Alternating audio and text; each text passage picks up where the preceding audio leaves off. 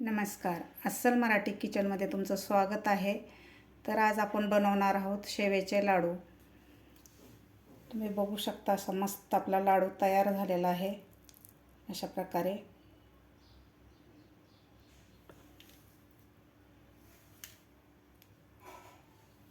चला तर मग रेसिपीला सुरुवात करूया.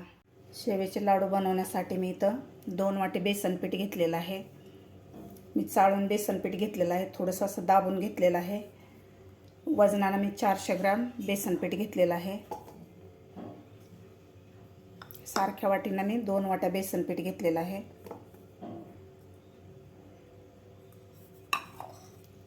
यामध्ये घालणार आहे मी थोडासा फूड कलर, येलो कलर म्हणजेच पिवळा कलर. या ठिकाणी तुम्ही हळदसुद्धा घालू शकता. फूड कलर घातल्यामुळे आपल्या लाडूचा कलर खूप छान येतो लाडूला. आता थोडं थोडं पाणी घालून आपल्याला हे बेसन पीठ भिजवून घ्यायचं आहे.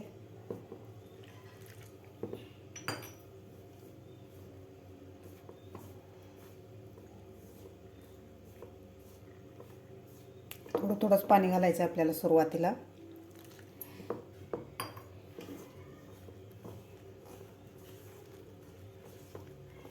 थोडंसं आपल्याला सैलच मळून घ्यायचं आहे पीठ.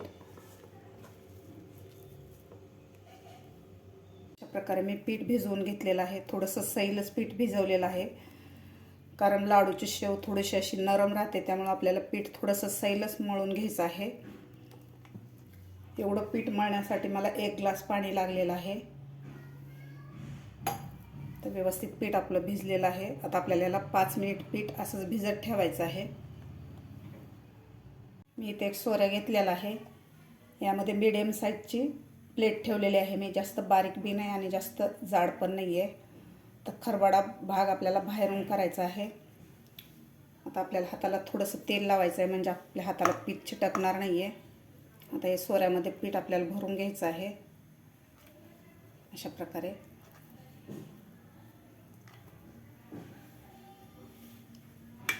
तर लगेचच आपल्याला लाडूची शेव करायची आहे. तेलसुद्धा आपलं व्यवस्थित गरम झालेलं आहे. तेलसुद्धा आपलं व्यवस्थित गरम झालेलं आहे. थोडंसं आपण यामध्ये पीठ टाकून बघूया. समस्त आपलं तेल गरम झालेलं आहे. पीठ टाकल्या वरती आलेलं आहे. तेल आपलं व्यवस्थित गरम झालेलं आहे. लगेचच आता आपण यामध्ये शेव सोडून घेऊया.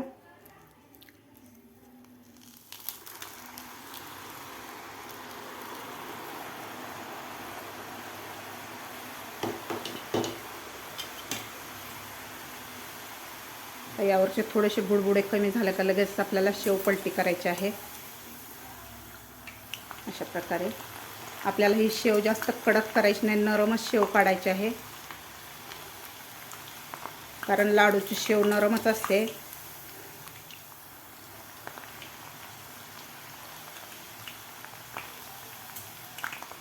आता लगेचच आपण शेव काढून घेऊया. अशी मस्त शेव झालेली आहे. कलरसुद्धा असा मस्त आलेला आहे. एका ताटामध्ये काढून घेऊया. मस्त झालेली आपल्याला शेव.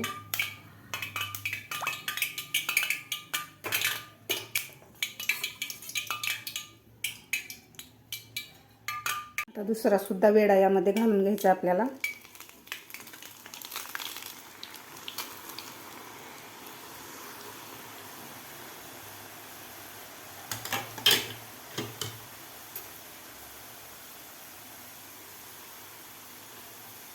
यावरचे बुडबुडे कमी झाल्या का लगेच आपल्याला शेव पलटी करायची आहे.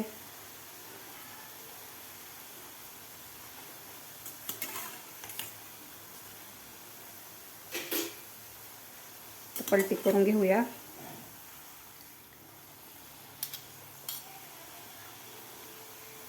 आता हे सुद्धा आपल्याला दुसऱ्या बाजूकडून थोडीशी तळी का लगेचच काढून घ्यायची आहे शेव. अशा प्रकारे मी 2 शेवेचे वेडे काढून घेतलेले आहेत. आता आपल्याला गरम गरम ही शेव चुरून घ्यायची आहे. गरम आहे तोपर्यंत आपल्याला शेव चुरायची आहे.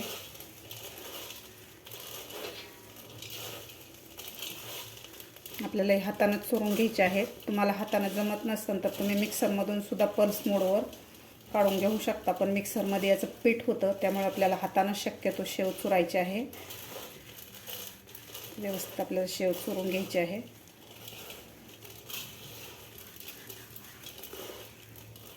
गॅस मी मीडियम केलेला आहे. हे चुरल्यानंतर बाकीची शेवसुद्धा मी अशीच काढून चुरून घेणार आहे.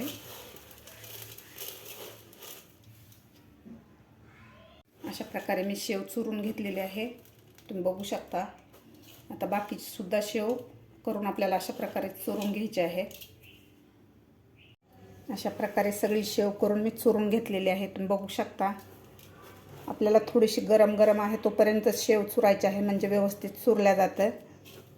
आता यामध्ये घालायचे आहेत काही ड्रायफ्रूट.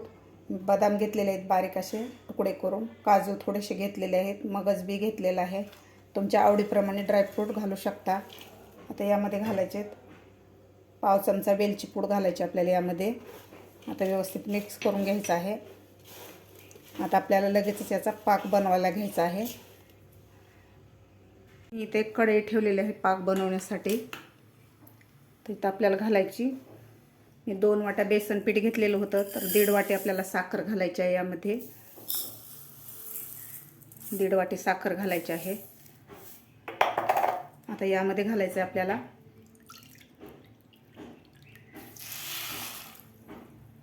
1.25 वाटी पाणी घालायचं आहे. 1.25 वाटी पाणी घेतलेलं आहे.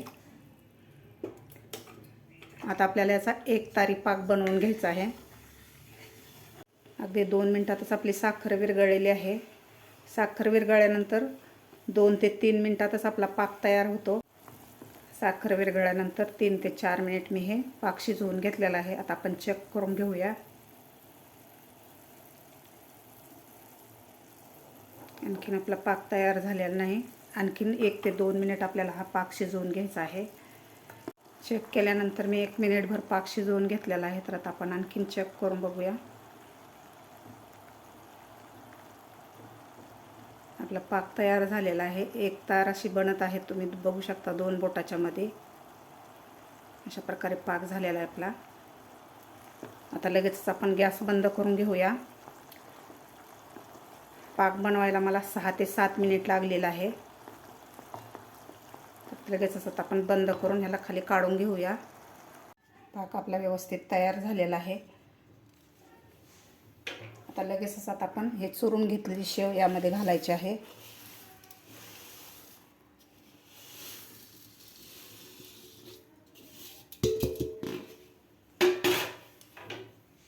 आता आपल्याला हे हलवून घ्यायचं आहे व्यवस्थित. पाकामध्ये मिक्स करून घ्यायची आपल्याला शेव.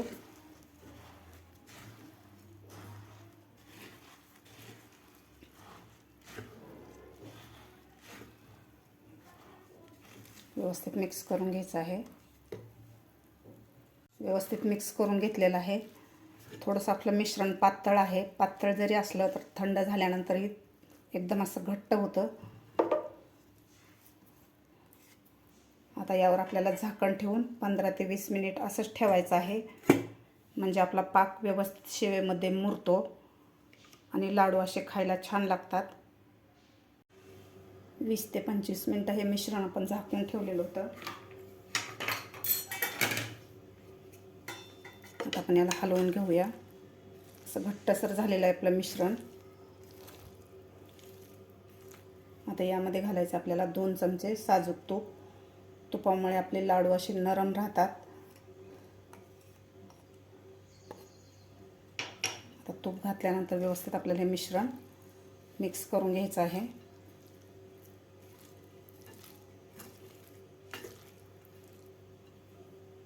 मस्त झालेलं आहे आपलं मिश्रण. लाडू बांधायसारखं मिश्रण तयार झालेलं आहे.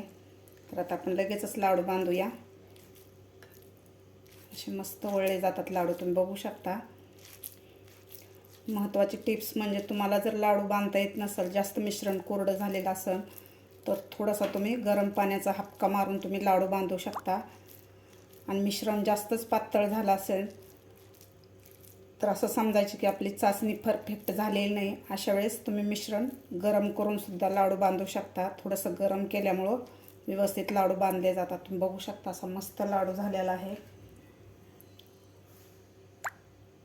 तुमच्या आवडीप्रमाणे लहान मोठी साईज बनवू शकता. आता दुसरा सुद्धा आपण अशा प्रकारेच लाडू वळून घेऊया.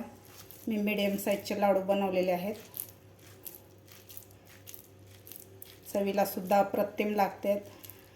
ज्याला बुंदी करता येत नाही, बुंदीचे लाडू बांधता येत नाहीत किंवा करता येत नाहीत, त्याने अशा प्रकारे जर लाडू केले तर अगदी बुंदीच्या लाडूसारखे चवीला लाडू लागतात आणि अगदी करायला सुद्धा फार सोपे आहेत. तुम्ही बघू शकता दुसरासुद्धा लाडू आपला व्यवस्थित तयार झालेला आहे. अशा प्रकारेच आपल्याला बाकीचे सुद्धा लाडू वळून घ्यायचे आहेत. झटपट असे आपले शेवेचे लाडू तयार झालेले आहेत. खायला सुद्धा खूप छान लागतात. अगदी बुंदीच्या लाडूप्रमाणेच हे चवीला सुद्धा लागतात. तुम्ही सुद्धा ह्या दिवाळीमध्ये नक्की करून बघा. तुम्हाला माझी आजची रेसिपी आवडली असेल तर एक लाईक नक्की करा. माझ्या चॅनलवर अजून नवीन असाल तर माझ्या चॅनलला नक्की सबस्क्राईब करा. भेटूया अशाच एका नवीन रेसिपीसोबत. तोपर्यंत मस्त खा आणि स्वस्त रहा.